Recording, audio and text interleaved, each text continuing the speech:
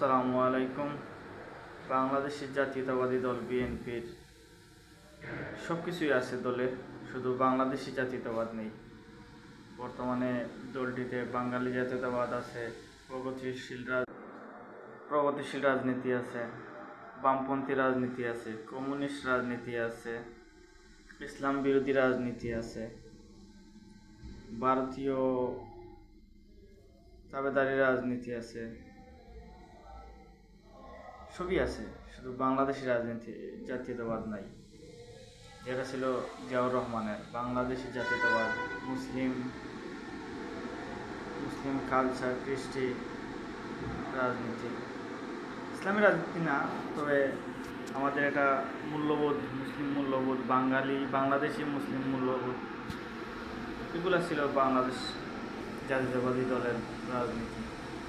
এখন তাদের রাজনীতি কোথায় গিয়ে ঠেকছে? আসলে বিএনপিতে বাংলাদেশি জাতীয়তাবাদ ধারণ করার লোকই তো নাই। সিপিবির লোক আছে, কমিউনিস্ট পার্টির লোক আছে, বামপন্থী লোক আছে, আওয়ামী লীগ লোক আছে, সবই আছে, খালি জাতীয়তাবাদী লোক নাই।